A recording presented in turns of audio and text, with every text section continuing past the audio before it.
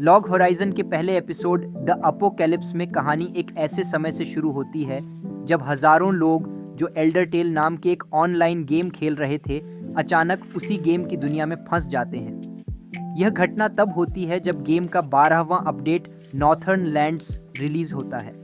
अब खिलाड़ी खुद को गेम के अंदर असली दुनिया जैसा महसूस करते हैं और उन्हें गेम से बाहर निकलने का कोई रास्ता नहीं मिल रहा है। मुख्य किरदार शिरो एक अनुभवी और समझदार खिलाड़ी है। वह इस नए हालात को देखते हुए घबराने के बजाय शांत रहता है और सोचता है कि अब क्या किया जाए।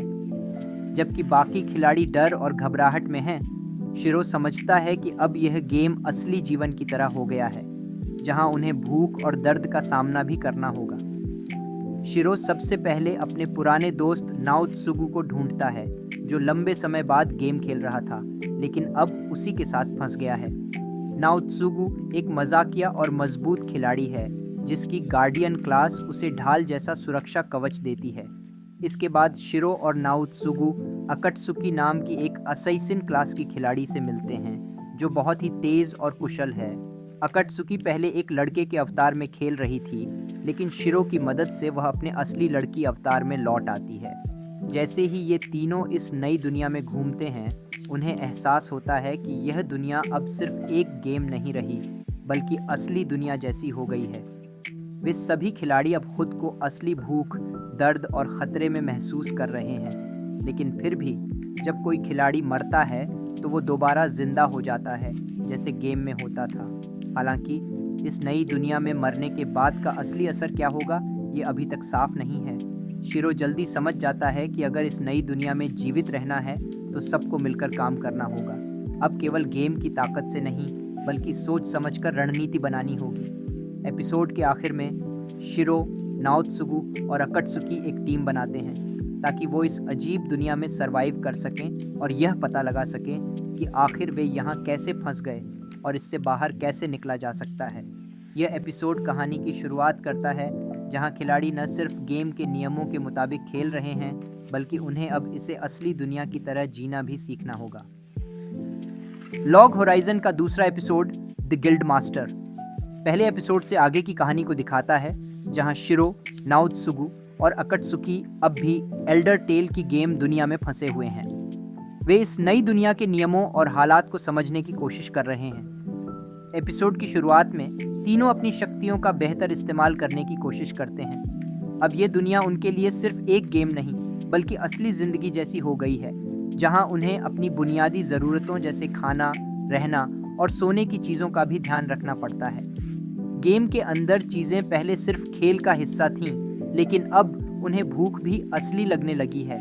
हालांकि खाना खाते समय उन्हें इसका कोई स्वाद नहीं आता, जो खिलाड़ियों के लिए बहुत अजीब और परेशान करने वाली बात है। शिरो और उसके साथी धीरे धीरे इस नए माहौल को समझने लगते हैं। इस एपिसोड में एल्डर टेल के गिल्ड सिस्टम के बारे में बताया गया है, जो इस दुनिया के समाज का अहम हिस्सा है। गिल्ड का मतलब है खिलाड़ियों के छोटे छोटे ग्रुप जो एक साथ मिलकर काम करते हैं और एक दूसरे की मदद करते हैं। शिरो, जो पहले कभी किसी गिल्ड का हिस्सा नहीं था, अपनी आज़ादी बनाए रखने के लिए उनसे दूर रहता था, लेकिन अब इस नई दुनिया में सरवाइव करने के लिए गिल्ड का होना ज़रूरी है। एपिसोड में वे एल्डर टेल की राजधानी अकिहाबारा पहुंचते हैं, जो अब असली दुनिया की तरह दिखती है। यहाँ उन्हें और भी कई खिलाड़ी मिलते हैं जो इस अजीब दुनिया में फंसे हुए हैं। कुछ खिलाड़ी तो इतने डरे हुए हैं कि कुछ भी करने की हालत में नहीं हैं, जबकि कुछ गिल्ड अपने फ़ायदे के लिए कमज़ोर खिलाड़ियों का शोषण कर रहे हैं। शिरो को यह भी महसूस होता है कि बहुत से खिलाड़ी इस दुनिया में फंसे रहने के कारण अपनी असली पहचान और व्यक्तित्व भूलने लगे हैं। अब वे सिर्फ अपने गेम अवतार में जीने लगे हैं और इस नए माहौल में खुद को ढालने की कोशिश कर रहे हैं। एपिसोड का एक महत्वपूर्ण हिस्सा तब आता है जब शिरो और उसके दोस्त मरियल से मिलते हैं, जो क्रेसेंट मून अलायंस गिल्ड की लीडर है। मरियल बहुत दयालु और मददगार है, जो अपने गिल्ड के सदस्यों का अच्छे से ध्यान रखती है और इस मुश्किल हालात में सभी की मदद करने की कोशिश करती है। शिरो मरियल से मिलकर इस नई दुनिया के समाज और गिल्ड सिस्टम के महत्व को और गहराई से समझने लगता है। एपिसोड के अंत में शिरो को यह एहसास होता है कि अगर इस दुनिया में सही तरीके से जीना है तो उसे यहाँ के नियमों और लोगों के साथ मिलकर काम करना होगा।